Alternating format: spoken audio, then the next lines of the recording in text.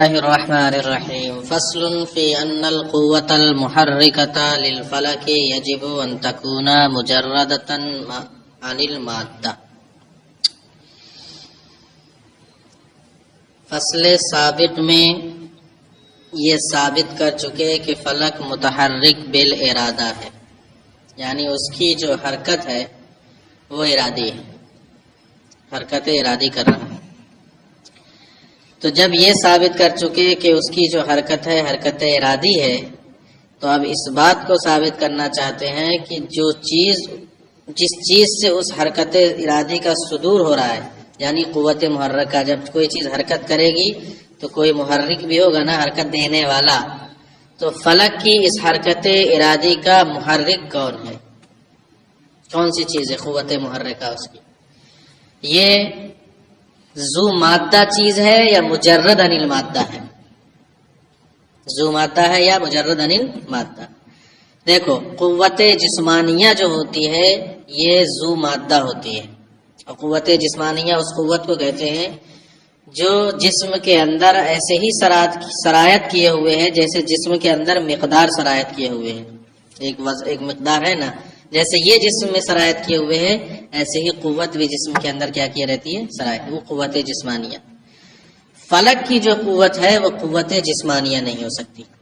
کیوں؟ کیونکہ قوت جسمانیہ مادہ ہے، مادی ہے، مادے والی ہے، اور فلک کی جو قوت محرکہ ہے وہ مجرد عن المادہ ہے۔ تو یہی بتائیں گے کہ فلک کی جو قوت محرکہ ہے وہ مجرد عن المادہ ہے۔ ٹھیک ہے، یہ دعویٰ ہے۔ اس دعوے کو انہوں نے پہلے صغرا کبرا کے طور پر نتیجہ نکال کر ثابت کیا ہے۔ یہ تو ثابت ہو چکا ہے پیچھے ہی کہ فلک کی جو حرکات ہیں یا فلک کی جو قوت محرکہ ہے وہ غیر متناہی افعال پر قادر ہے، یہ صغرا ہے۔ کیوں؟ کیونکہ پیچھے پڑھ چکے ہو کہ فلک دائمی طور پر حرکت کر رہا ہے، دائمی طور پر۔ اب جو تحریکات اس سے ہو رہی ہیں، جو حرکتیں ہو رہی ہیں، وہ متناہی نہیں ہیں بلکہ کیا ہے؟ غیر متناہی۔ لہذا اس سے یہ تو ثابت ہو گیا کہ فلک کی جو قوت محرکہ ہے وہ افعال غیر متناہی پر کیا ہے؟ قادر ہے۔ افعال کی جگہ تحریکات بھی کہہ سکتے ہو، تحریکات غیر متناہیہ پر قادر ہے۔ یہ صغرا، یہ ثابت ہے۔ اور کوئی بھی قوت جسمانی تحریکات غیر متناہی پر قادر نہیں ہے۔ نتیجہ کیا نکلے گا؟ کہ فلک کی قوت محرکہ جسمانی نہیں ہو سکتی۔ دیکھو تمہاری کتاب میں نیچے یہاں شکلیں لکھی ہوئی ہے، پلٹو۔ اب دیکھو، صغرا القوت المحرکۃ للفلک تقوی علی افعال غیر متناہی۔ فلک کی قوت محرکہ افعال غیر متناہی پر قادر ہے، صغرا، یہ ثابت بھی ہو چکا ہے پیچھے۔ فالقوت ولا شیء من القوى الجسمانیہ تقوی علی افعال غیر متناہیۃ، اور قوت جسمانیہ میں سے کوئی بھی قوت غیر متناہی افعال پر قادر نہیں۔ اب اس میں سے حد اوسط گراؤ، نتیجہ کیا نکلے گا؟ یہ غیر متناہی نکلے گا اس میں سے۔ تو فلک کی قوت محرکہ لیست قوتا جسمانیت، قوت جسمانی نہیں۔ اب یہی ثابت کرنا، پہلا والا ہمارا صغرا ثابت ہے، کیا؟ کہ فلک کی قوت محرکہ غیر متناہی افعال پر قادر ہے، یہ مسئلہ پیچھے سے ثابت ہے۔ ٹھیک؟ کیوں؟ کیونکہ وہ دائمی طور پر کیا کر رہا ہے؟ حرکت کر رہا ہے، تو حرکتوں کا کوئی شمار نہیں ہو سکتا۔ ٹھیک ہے۔ رہا دوسرا کہ فلک کی قوت جسمانیہ میں سے کوئی بھی قوت غیر متناہی افعال پر قادر نہیں ہے، یہی ثابت کرنا ہے۔ یہ کیا کرنا ہے؟ ثابت کرنا ہے۔ تو پہلے اتنا ملا لو۔ یہ فصل ہے اس بیان میں کہ فلک کی قوت محرکہ کے لیے مجرد عن المادہ ہونا واجب ہے، لأن القوت المحرکۃ للفلک، اس لیے کہ فلک کی قوت محرکہ افعال غیر متناہی پر قادر ہے، اور کوئی بھی قوت جسمانی افعال غیر متناہی پر قادر نہیں ہے، لہذا فلک کی قوت محرکہ قوت جسمانی نہیں ہو سکتی۔ وَإِنَّمَا قُلْنَا إِنَّ الْقُوَّةَ الْجِسْمَانِيَّةَ تَقْوَىٰ عَلَىٰ تَحْرِيكَاتٍ غَيْرِ مُتَنَاهِيَةٍ۔ اب یہاں سے یہ دعویٰ، یہ شکل کا دوسرا یعنی کبرا، ہم نے یہ جو دعویٰ کیا کہ فلک کی قوت محرکہ کوئی بھی قوت جسمانیہ تحریکات غیر متناہی پر قادر نہیں ہے، اس کی دلیل سنو۔ جسم جس طرح چند اجزاء میں منقسم ہو سکتا ہے، کوئی بھی جسم ہو چند جزوں میں تقسیم ہو سکتا ہے کہ نہیں، اسی طرح اس کے اندر جو قوت سرایت کیے ہوئے ہے وہ قوت بھی اتنے ہی اجزاء میں تقسیم ہو سکتی ہے۔ مثلا جسم کے اندر 3 اجزاء ہوئے، 3 جز ہوئے، تو 3 جز، 1 ثلث، 2 ثلث، تیسرا ثلث، 3 جز ہو گئے۔ قوت کے بھی اب 3 جز ہوں گے۔ قوت کا 1 ثلث جسم کے 1 ثلث میں سرایت کیے ہوئے ہیں، دوسرا ثلث دوسرے ثلث میں، اور 3 ثلث، اور پورے تینوں کا مجموعہ پورے جسم کے 3 ثلث میں۔ تو قوت کے 3 ثلث کا مجموعہ جسم کے 3 مجموعوں میں سرایت کیے ہوئے ہیں۔ یہ سمجھ میں آیا؟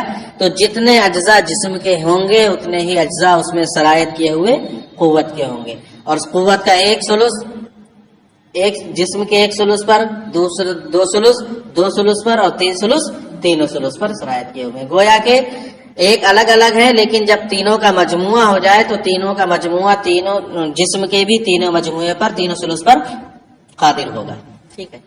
اور جب قوت کا 1 ثلث ایک شے پر، دوسرا ثلث دوسری شے پر، اور تیسرا ثلث تیسری شے پر قادر ہو، تو تینوں اثلاث کا مجموعہ، اثلاث ثلاثہ کا مجموعہ ان تمام اشیاء کے مجموعے پر قادر ہوگا جن اشیاء کے ایک ایک جز پر ایک ایک جز صادق آ رہا ہے۔ ہو جائے گا کہ نہیں ہو جائے گا؟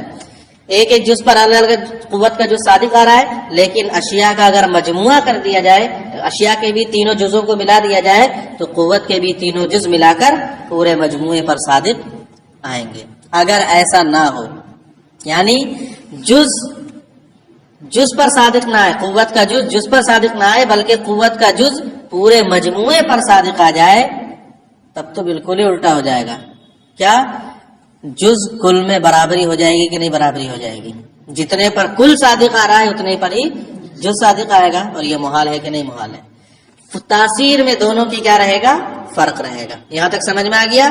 لہذا جزو قوت اپنے مجموعے کے اعتبار سے تو کل پہ صادق آئے گا، ساری قوت کے مجموعوں کے اکٹھا کر دیا جائے، جمع کر دیا جائے، لیکن جزو قوت جزء جسم پر ہی صادق آئے گا، پورے مجموعے پر صادق نہیں آ سکتا، ورنہ جز اور کل میں کیا ہو جائے گی؟ تساوی، مساوات ہو جائے گی، اور یہ محال ہے۔ اتنا ثابت ہو گیا۔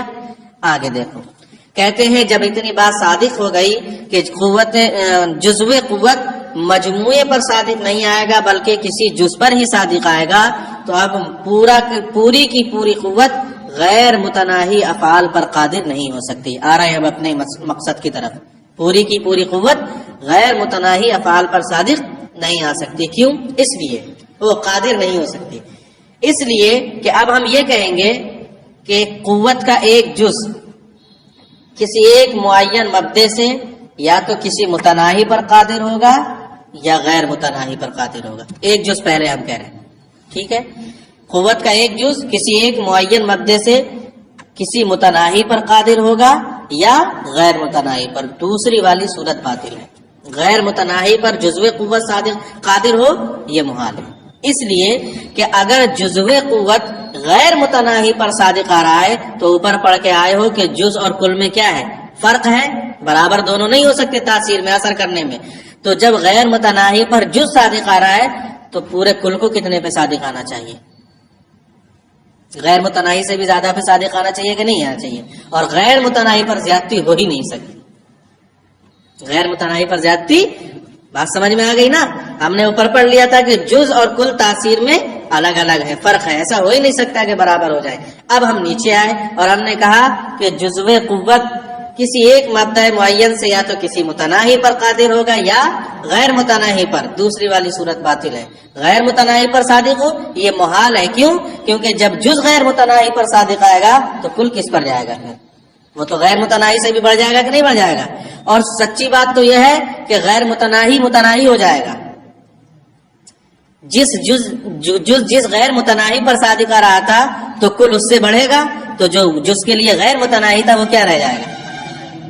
تو غیر متناہی کا متناہی ہونا لازم آئے گا، اور یہ بھی کیا ہے؟ محال ہے۔ ٹھیک ہے، یہ بھی کیا ہے؟ محال ہے. تو جب ایک جز، لہذا دوسری پہلی والی صورت ثابت ہو گئی کیا؟ جز میں قوت صادق آئے گا کس پر؟ متناہی پر.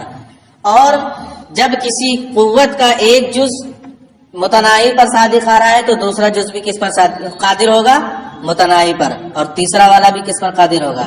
اور ایک متناہی پر قادر آنے والے کے چند جزوں کو جب ملایا جائے تو وہ غیر متناہی پر قادر نہیں ہوں گے، بلکہ متناہی سے متناہی پر قادر ہوں گے، غیر متناہی پر قادر نہیں ہو سکتے. کیونکہ جب تناہی کو تناہی سے ملا جائے تو وہ غیر متناہی پر قادر نہیں ہو سکتا، بلکہ کس پر قادر ہو سکتا ہے؟ متناہی پر. تو گویا کہ پورا کا پورا مجموعہ بھی قادر ہوگا کس پر؟ متناہی پر. لہذا ثابت ہو گیا کہ متناہی پر جو قادر ہوگا وہ قوت جسمانیہ ہوگا.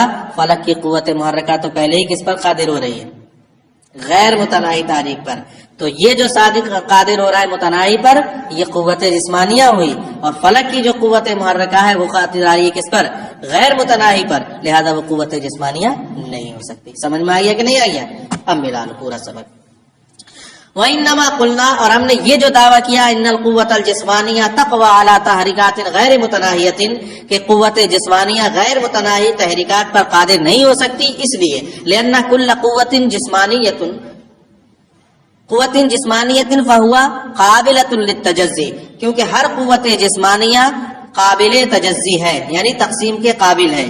وَكُلُّ قُوَّةٍ قَابِلَةٍ لِلتَّجَزِّي، اور ہر وہ قوت جو قابل تجزی ہو فَإِنَّ الْجُزْءَ مِنْهَا يَقْوَى عَلَى شَيْءٍ، تو اس کا ایک جز پر صادق آتا ہے. وَالْجُمْلَةُ تَقْوَى عَلَى مَجْمُوعِ تِلْكَ الْأَشْيَاءِ، اور پورا کا پورا قوت کا مجموعہ ان اشیاء کے پورے مجموعے پر قادر ہے. قادر یہاں لفظ استعمال کریں گے، ٹھیک ہے، صادق نہیں، قادر ہوگا. وَإِلَّا، کیونکہ اگر جز اور کل میں فرق نہ رکھا جائے، وَإِلَّا لَكَانَ الْجُزْءُ مُسَاوِيًا لِلْكُلِّ فِي التَّأْثِيرِ، ورنہ تو جز تاثیر میں کل کے کیا ہو جائے گا؟ مساوی ہو جائے گا.